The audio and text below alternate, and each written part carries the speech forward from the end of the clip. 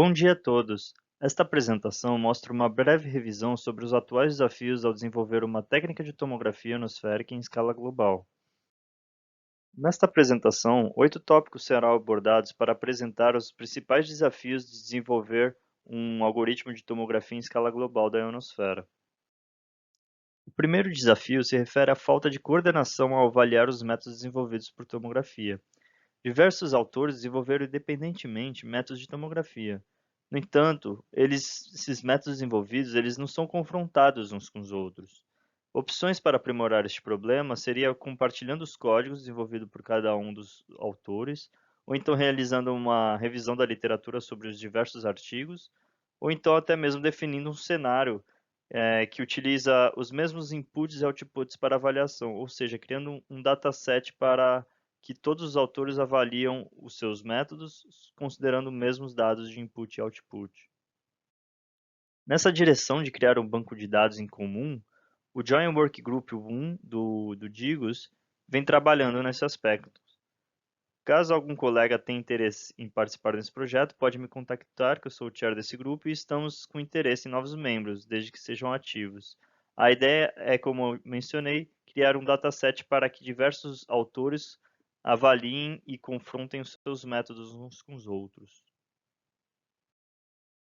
Bom, como segundo grande desafio para melhorar os métodos de tomografia global, é melhorar a qualidade do background, que é utilizado para a tomografia. No exemplo da figura, as técnicas de tomografia ART-MART, por exemplo, não conseguem representar as variações em altitude da ionosfera. Outro resultado que mostra a deficiência dos backgrounds atuais é mostrado nesta figura, onde o modelo NDM, o NeQuick e o IRIPLAS são confrontados uns com os outros para representar a plasmasfera. E como a gente pode ver, tem uma diferença bem grande em como representar e precisamos entrar em comum acordo sobre como são as melhores funções para representar aí a plasmasfera. Bom, outro grande desafio é os bias do GNSS. E um dos principais bias a serem estimados junto com a tomografia são os DCBs, os Differential Code Biases. E para estimar eles, dois métodos principalmente são utilizados, o da esquerda e o da direita. O da esquerda permite estimar a ionosfera sem background, mas, no entanto, a resolução fica bastante limitada. Apenas duas camadas da ionosfera, ou três camadas, são possíveis nessa representação.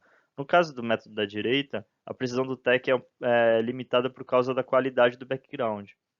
Ou seja, o método da direita se difere porque requer um background, mas o TEC estimado fica limitado.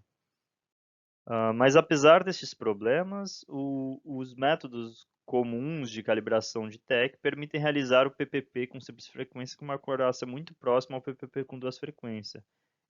Esse artigo de Pro et al., por exemplo, mostra que a qualidade dos métodos de calibrações atuais é compatível com a qualidade de um PPP dual frequency.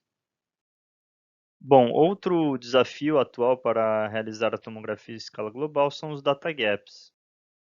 No entanto, este é um problema que só vai ser definitivamente resolvido quando aumentarmos aí a quantidade de estações sobre os oceanos. O outro desafio que eu gostaria de mencionar são as resoluções espaciais e temporais. A resolução mais alta que podemos observar na literatura com relação à tomografia global é de 2 por 2 graus em latitude e longitude por 20 quilômetros em altitude. Essa resolução permite representar algumas assinaturas das tempestades geomagnéticas na ionosfera.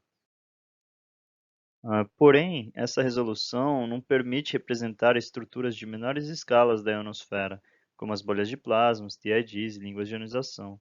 Então, a resolução é um problema que ainda precisa ser superado.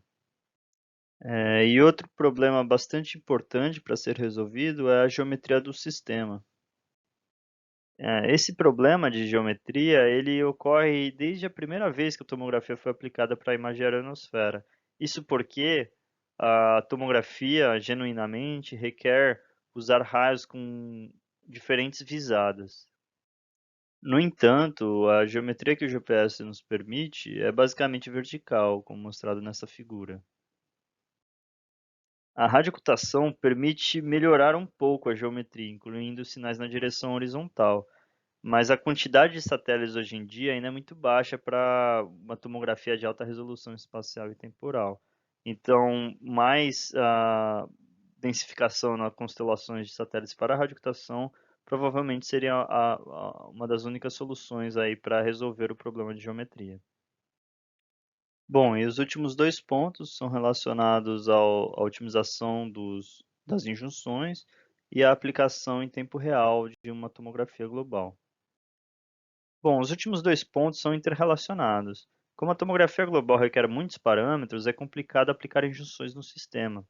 As injunções requerem grande esforço computacional, o que piora ainda mais as chances de aplicar a tomografia em tempo real. Os dois métodos que discutiram a velocidade dos algoritmos de tomografia global mostraram que é necessário algo em torno de 10 a 30 minutos para fazer a representação de cada snapshot, o que é um pouco longe aí de um real-time solution.